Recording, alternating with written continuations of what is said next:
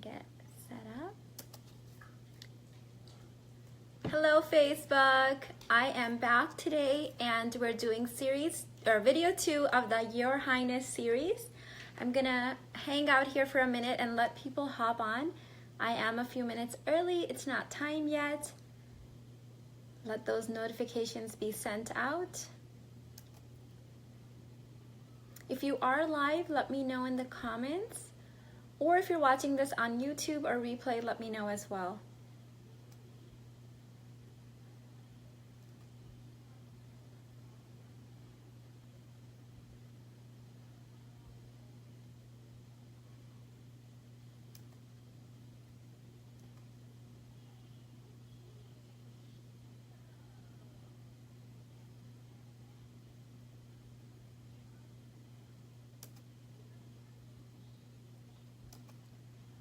Oops, let me click back into the group. So today we're talking about a really fun topic and one that I feel like it's kind of misunderstood. Hi Ria, welcome. So in video 1 of the Your Highness series, we talked about self-love and how to stand in your own love. And today's topic is going to be presence and softer movements. So we've talked about feminine presence before in other videos. We've touched on the topic. I think if you are following me or a member of my community, then you're kind of into personal development and you are on this journey to become a more conscious person, then you've heard the concept of being present in your life, being present for the people around you, and being present in the moments. But I feel like sometimes these concepts can be kind of misunderstood or so vague that you don't really understand what they mean on a purely like day-to-day interactional level. So what is feminine presence? It means that wherever you are, that's where you are in that moment, right? That means we're not constantly in our head. We are present. We're sensing with all of our senses, whatever it is that we're doing, being, we're engaging. So I posted a video a little while ago in this Facebook group of me. I was sharing that sometimes when I'm giving my daughter a bath and she likes to take really, really long baths, and if I haven't had a chance to get my workout in, that I will do light stretches while I'm giving her bath. I'll do sit-ups, squats, I'll do like little movements just to kind of keep my body moving. And you guys know that I have suffered from rheumatoid arthritis, so it helps me to keep my body kind of moving and be very fluid.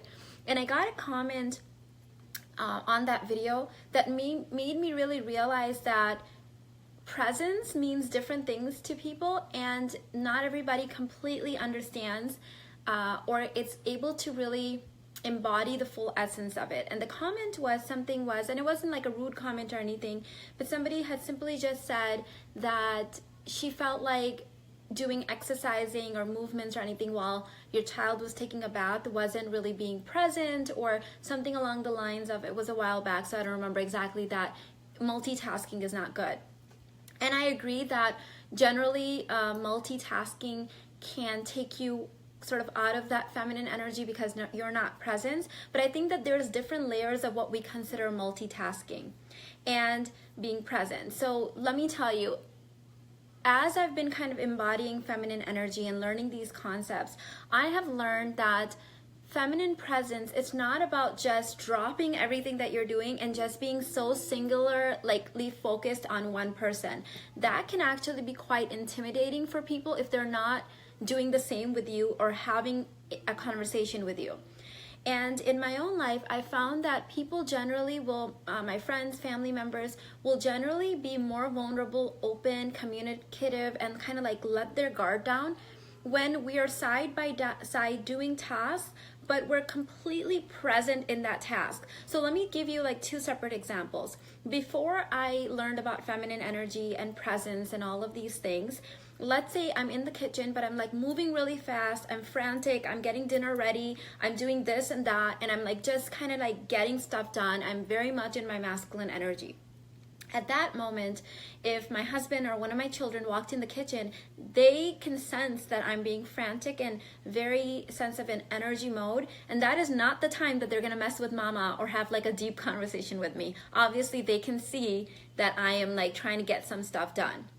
Now, let's say that my husband and I, or one of my oldest son is at that point where he's learning how to cook a lot more. And so he's often in the kitchen with me.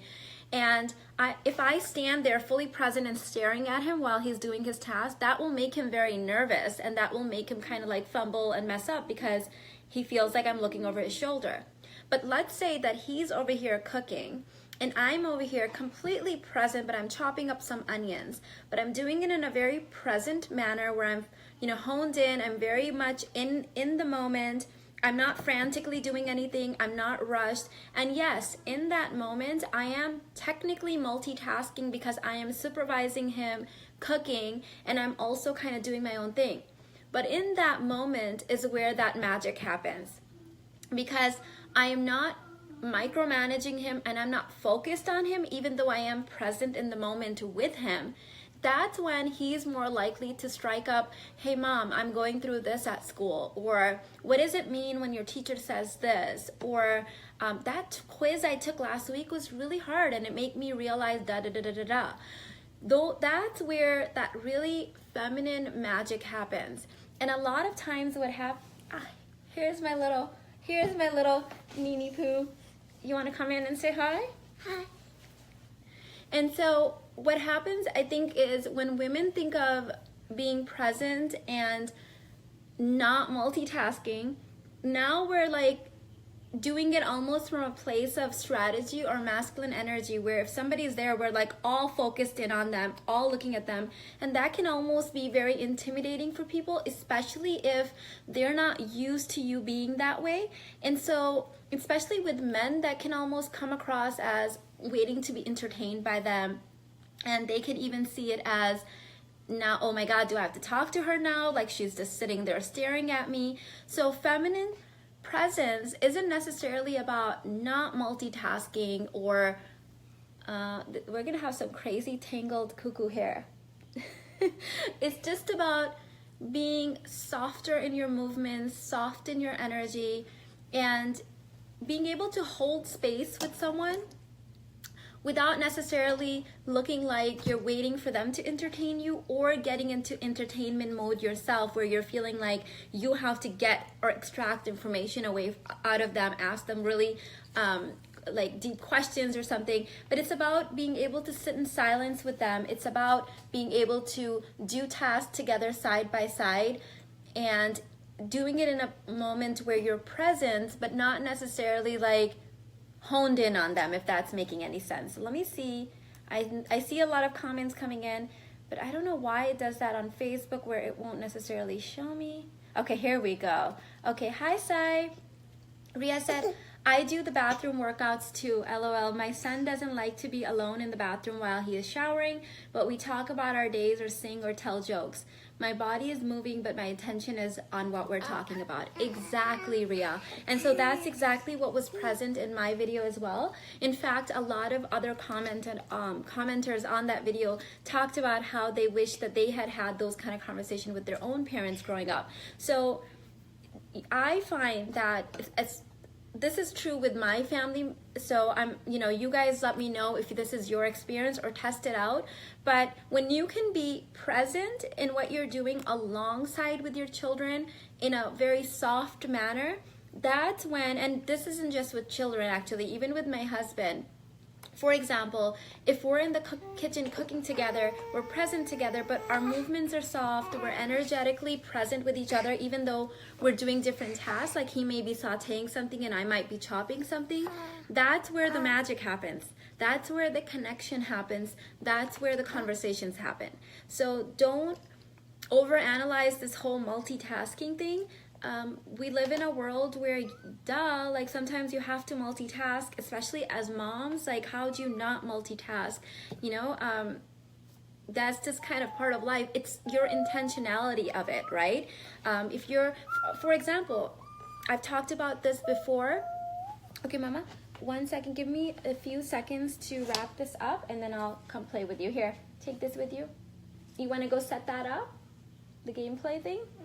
So, for example, in the summer, I've talked about how I do a summer homeschooling, right? My kids go to regular school during the school year, but during summer I do homeschooling, and a lot of times that is when I also kind of work on my program outlines and do things like that. But we do it alongside each other, so that way I'm not sitting there kind of micromanaging them or looking over their work, but they also see me embodying what I'm teaching them, which is that education and learning and growth doesn't stop with the school year. This is something that's your journey for the whole, like, it's part of your life journey that you're always learning. And I show them this by modeling it myself, that I'm always reading and learning and taking courses and writing out my own courses and doing things, so that in that moment, yes, I'm multitasking and being present with them, teaching them while I'm also working on myself. But this, by doing it this way, by modeling how real life works and how to embody that, I think has a bigger impact in my life and in my children and family's life than just taking one concept and trying to apply it almost like as a strategy that, okay, I'm not multitasking right now, I'm just here. And then you're showing up as wanting to either be entertained or kind of giving off that energy that you're so focused on someone that you're making them uncomfortable. Or, because, you know, when children are learning new things, they will, if you're like really looking over their shoulder, it makes them nervous. And actually, I'm 37, and I still don't like it when somebody's really that focused in on me that they're watching my every move. So that's not how, you know, that I keep saying that's where the magic happens. So learn to embody presence in ways that seem more natural to everyday life, right? Thank you, Fatima. She said, hi, Alina. So happy to see your smiley face. Okay, let me see if I missed. Oh, hi, Nyla. See, I didn't see any of those comments on Abisha on there. Okay, so, oh, they're tangled again. Okay, I'll help you untangle them in a minute. So join us tomorrow in the Babes Club. I do the longer version of this series. It's called Your High Value Queen, and that's in the Babes Club. I'll leave the link below. Also, for those of you that haven't heard, I have a 90-day relationship rehab program launching end of May. If you're in the Goddess program, don't buy this. It's part of your package of program, and it's basically 4 live sessions. They're going to be at least 90 minutes long, I'm thinking, because it's a lot of information. So the first 3 sessions, we're going to be working on relationship concepts that will work for anybody of any culture, of any kind of situation. We're going to take your complicated relationships and show you how to soften the edges, then start setting feminine boundaries, communicating them, and being able to kind of change the dynamic of your relationship. The last session is a bonus session. It's my present to all my women that have arranged marriages. And I know that oftentimes your needs are very unique. There's a lot of cultural aspects that generally the general life coach might not understand, because there is some unique things that arranged marriages bring to the table. So this is going to be a bonus live session where you can send me in private your questions beforehand or ask them live about arranged marriages, and we will talk about some of the common things that come up with arranged marriages, such as, what if you're not attracted to your partner? What if your partner wants you to be a slave to his parents? What if your partner spends all his money on his family and doesn't allow you to spend money on the things that you want to? And how do we change that dynamic? So that's happening May 23rd, 24th, 25th. And I believe the arranged marriage session is on June 1st. It's $99 if you don't have the Goddess program. I think it's a no-brainer because it's a lot of information. Basically everything you need to do to turn around your relationship condensed in 4 modules.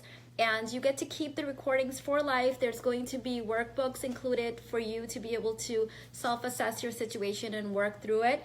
And as with all my programs, I offer a lot of back support. So 3 months after you take the program, you have a question come up, you email me and I answer that question for you. It's all included in your package. I also do live Q&A for my programs every couple of months. That is after you've bought it, you know, it's just free, and all of that gets uploaded to the course dashboard for you. So if you are interested in the 90-day rehab, I'll post the link below. It's not on my website yet. I'll put that on my website soon, but I'll post it in the comments. Thank you so much for joining us. Here's to being more present in our lives and being soft in our movements and in our thoughts, in our communication, and all of those lovely things. Thank you so much. I will catch you ladies later. Thanks. Bye. Mimi, you want to say bye? Mimi's here to say